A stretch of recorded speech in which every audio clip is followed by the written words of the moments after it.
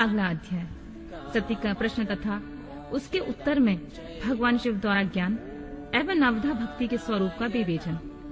कैलाश तथा हिमालय पर्वत पर श्री शिव और सती के विविध विहारों का विस्तार पूर्वक वर्णन करने के पश्चात ब्रह्मा जी ने कहा, मुनि, एक दिन की बात है, देवी सती एकांत में भगवान शंकर से मिली और उन्हें भक्ति पूर्वक प्रणाम करके दोनों हाथ जोड़कर खड़ी हो गईं। प्रभु शंकर को पूर्ण प्रसन्न जान नमस्कार करके विनीत भाव से खड़ी हुई दक्ष कुमारी सती भक्ति भाव से अंजलि बांधे बोली, देवदेव महादेव करुणा सागर प्रभु दीनों द्वार पारायण महायोगिन, मुझ पर कृपा कीजिए। आप परम पुरुष हैं, सबके स्वामी हैं, रजोगुण तत्वगुण तथा तमोगुण से परे हैं, निर्गुण भी हैं, सगुण भी हैं। आप साक्षी निर्विकार और महाप्रभु हैं।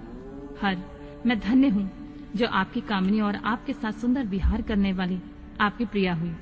स्वामी, आप अपने भक्त वत्सल से ही प्रेरित होकर मेरे पति हुए हैं। नाथ, मैंने बहुत वर्षों तक आपके साथ विहार किया है महेशान, इससे मैं बहुत संतुष्ट हुई हूँ और अब मेरा मन उधर से हट गया है देवेश्वर हर। अब तो मैं उन परम तत्व का ज्ञान प्राप्त करना चाहती हूँ जो निरतिशय सुख प्रदान करने वाला है तथा जिसके द्वारा जीव संसार दुख में अनायासी उद्धार पा सके। नाथ, जिस कर्म के अनुष्ठान करके विषय जीव भी परम पद को प्राप्त कर ले और संसार बंधन में ना बंधे, उसे आप बताइए, मुझ पर कृपा कीजिए। ब्रह्मा जी कहते हैं, मुने, इस प्रकार आदि शक्ति महेश्वरी सती ने केवल जीवों के उद्धार के लिए अब उत्तम भक्ति भाव के साथ भगवान शंकर से प्रश्न किया। तब उनके उस प्रश्न को सुनकर स्वेच्छा से शरीर धारण करने वाले भगवान तथा योग के द्वारा भोग से विरक्त चित्त वाले स्वामी शिव ने अत्यंत प्रसन्न होकर सती से इस प्रकार कहा, देवी दक्ष नंदिनी महेश्वरी, सुनो, मैं उसी परम तत्व का वर्णन करता हूँ जिससे वासनाबद्ध जीव तत्काल मुक्त हो सकता है। परमेश्वरी, तुम विज्ञान के परातत्व को जानो। विज्ञान वह है जिसके उदय होने पर मैं ब्रह्मा हूँ ऐसा दृढ़ निश्चय हो जाता है। ब्रह्मा के सिवा दूसरी कोई वस्तु का स्मरण नहीं रहता तथा उस विज्ञानी पुरुष की बुद्धि सर्वदा शुद्ध हो जाती है। प्रिय, वह विज्ञान दुर्लभ है। इस त्रिलोकी में उसका ज्ञाता कोई विरला नहीं है। वह जो और जैसा भी है वह सदा मेरा स्वरूप ही है। साक्षात परातत्व ब्रह्मा है, उस विज्ञान की माता है मेरी भक्ति, जो भोग और मोक्ष फल प्रदान करने वाली होती है।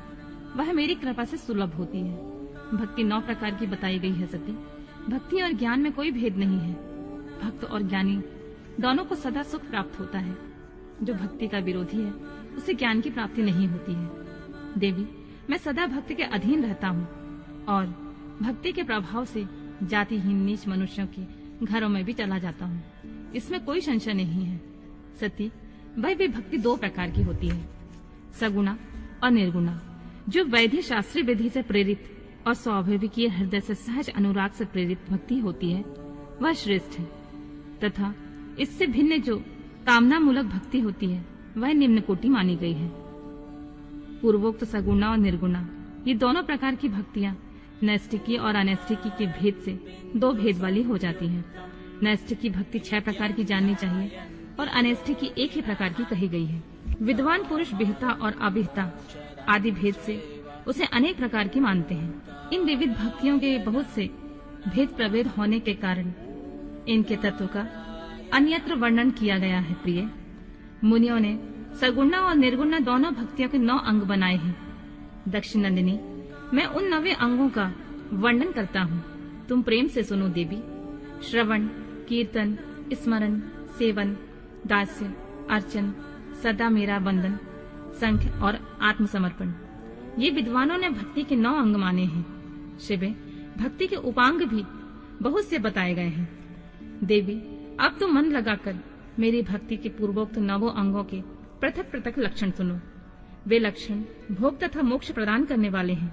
जो स्थिर आसन से बैठकर तन मन आदि से मेरी कथा कीर्तन आदि का नित्य सम्मान करता हुआ प्रसन्नता पूर्वक अपने श्रवण पुटों से उसके अमृत का पान करता है, उसके इस साधन को श्रवण कहते हैं। जो हृदय अवकाश के द्वारा मेरे दिव्य जन्म कर्मों का चिंतन करता हुआ प्रेम से वाणी द्वारा उनका उच्च स्वर से उच्चारण करता है, उसके इस भजन साधन को कीर्तन कहते हैं। देवी, मुझ नित्य महेश्वर को सदा और सर्वत्र व्यापक जानकर जो संसार में निरंतर निर्भय रहता है, उसी को स्मरण कहा गया है। अरुणोदय से लेकर हर समय सेव्य की अनुकूलता का ध्यान रखते हुए हृदय और इंद्रियों से जो निरंतर सेवा की जाती है, वही सेवन नामक भक्ति है। अपने को प्रभु का किंकर समझकर हृदय अमृत के भोग से सदा स्वामी का सदा प्रिय संपादन करना दास्य कहलाता है। अपने धन वैभव के अनुसार शास्त्रीय विधि से मुझ परमात्मा को सदा पाद्य आदि 16 उपचारों से जो समर्पण करना है, उसे अर्चन कहते हैं। मन से ध्यान और वाणी से वंदनात्मक मंत्रों का उच्चारण पूर्वक 8 अंगों से भूतल का स्पर्श करते हुए जो इष्ट देव को नमस्कार किया जाता है, उसे वंदन कहते हैं। ईश्वर मंगल या अमंगल जो कुछ भी करता है, वह सब मेरे मंगल के लिए ही है, ऐसा दृढ़ विश्वास रखना संख्य भक्ति का लक्षण है। देह आदि जो कुछ भी कही जाने वाली वस्तु है, वह सब भगवान की प्रसन्नता के लिए उन्हीं को समर्पित करके अपने निर्वाह के लिए भी कुछ बचाकर न रखना अथवा निर्वाह की चिंता से भी रहित हो जाना आत्मसमर्पण कहलाता है। ये मेरी 9 भक्ति के अंग हैं, जो भोग और मोक्ष प्रदान करने वाले हैं। इनमें ज्ञान का प्राकट्य होता है तथा ये सब साधन मुझे अत्यंत प्रिय हैं। मेरी भक्ति में बहुत से उपांग भी कहे गए हैं, जैसे बिल्व आदि का सेवन करना।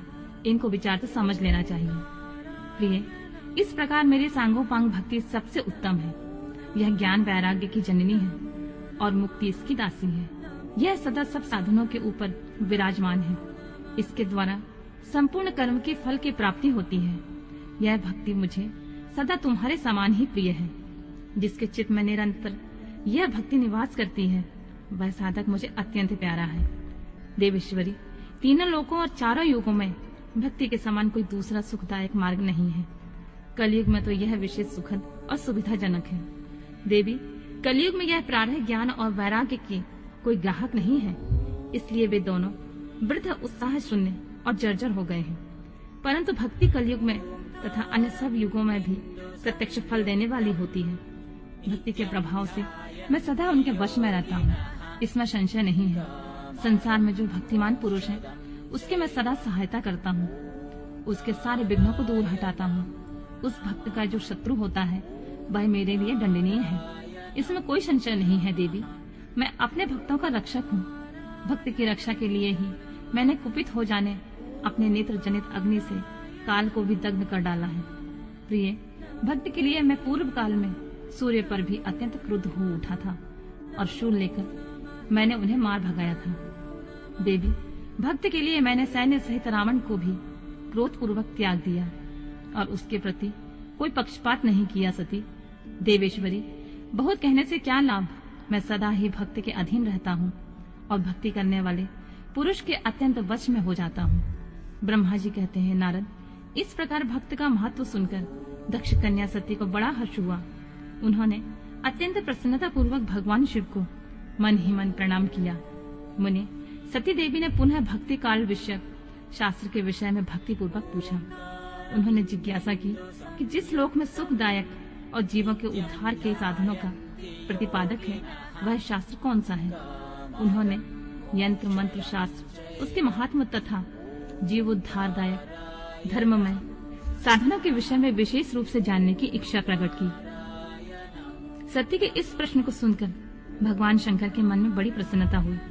उन्होंने जीवों के उद्धार के लिए सब शास्त्रों का प्रेम पूर्वक वर्णन किया। महेश्वर ने 5 अंगों सहित तंत्र शास्त्र, यंत्र शास्त्र तथा भिन्न भिन्न देवेश्वरों की महिमा का वर्णन किया। मुनीश्वर इतिहास कथा सहित उन देवताओं के भक्तों का महिमा का, वर्णा आश्रम धर्मों का तथा राजधर्मों का भी निरूपण किया। पुत्र और स्त्री के धर्म की महिमा का, कभी न नष्ट होने वाले वर्णाश्रम धर्म का और जीवों को सुख देने वाले वैदिक शास्त्र और ज्योतिष शास्त्र का भी वर्णन किया। महेश्वर ने कृपा करके उत्तम सामुद्रिक शास्त्र का तथा बहुत से शास्त्रों का स्वतः वर्णन किया। इस प्रकार लोकोपचार करने के लिए सद्गुण संपन्न शरीर धारण करने वाले त्रिलोक सुखदायक और सर्वज्ञ सत्यशिव हिमालय के कैलाश शिखर पर तथा अन्य स्थानों पर नाना प्रकार की लीलाएं करते थे। वे दोनों दंपति साक्षात परब्रह्म स्वरूप हैं।